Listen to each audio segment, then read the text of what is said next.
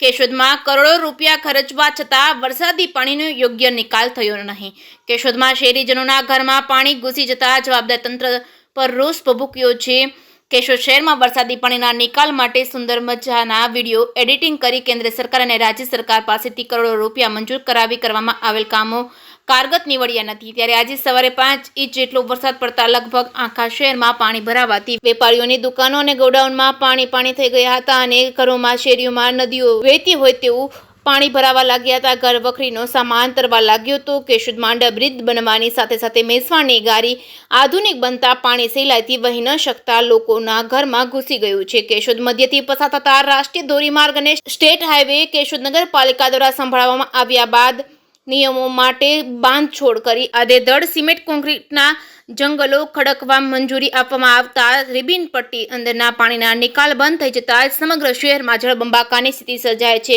કેશોદ નગરપાલિકા દ્વારા પ્રી મોન્સૂનની કામગીરી હાથ ધરવામાં આવે ત્યારે જનપ્રતિનિધિઓને બચાવવા સાથે રહી રહેશરમ અને ભલામણોના ભાર હેઠળ કર્મચારીઓ અને અધિકારીઓને કામગીરી કરતા અટકાવતા હોય, જેના પાપે શહેરીજનો અને વેપારીઓ ચોમાસાની શરૂઆતમાં જ હેરાન પરેશાન થઈ ગયા છે। કેશોદ શહેરમાં ભૂમાફિયા દ્વારા આર્થિક લાભ લેવા પડતા બિનખેતીના હુકમો જોડી નદી નાળા વોકળા પર કરી લીધેલા દબાણો કબજાઓ દૂર કરવામાં આવશે નહીં તો આવનારા દિવસોમાં કેશોદવાસીઓની જવાબદાર તંત્રની બેદરકારીના કારણે કફોડી સ્થિતિ થવાની સાથે જાનમાલની નુકસાની વેઠવી પડશે। જે કેસની ગુજરાતી સાથે રાજુ પંડ્યા, કેશોદ।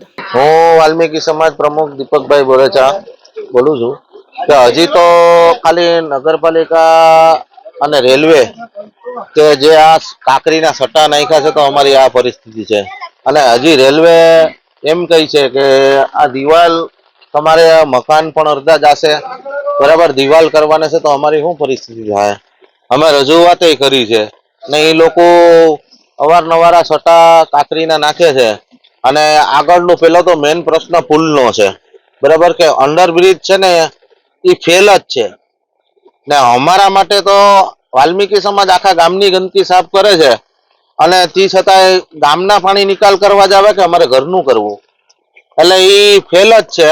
અને દિવાલ બને ત્યાં સુધી અમે તંત્રને જાણ કરીએ કે દિવાલ ન બને તો સારું, ત્યાં અંડરબ્રિજ તો ફેલ જ છે, એટલે બુરી દો તો વધારે સારું, કેમ કે અમારે આમાં અમારું બાળ ગોપાળોનું ભરણ પોષણ કરવું કે ગામની સફાઈ કરવી કે અમારા ઘરની કરવી। પેલી સવારથી વરસાદ છે, કેવી પરિસ્થિતિ છે? પરિસ્થિતિ બહુ જ ગંભીર છે અને લગભગ ઘરની ઘર વખરી બધાની પલળી ગઈ છે અને બધાને ફોન કર્યા પણ કોઈ ટાણે આવ્યું નથી। મારા ઘરમાં પાણી ગરી ગયું છે સાહેબ। સવારે હું કામે ગઈ હતી, કોન્ટ્રાક્ટમાં કામે જાઉં છું, મારા ઘરવાળા નથી ને ઘરમાં મારે કેટલું દાણો બધું અનાજ આતે બધું ડૂબી ગયું છે ને તણાઈ ગયું છે, ગોદડા ગાદલા મારું બધું રાશન આખું બગડી ગયું છે। અત્યારે મારે અત્યારે ક્યાંથી આ બધું લઈને કરવું?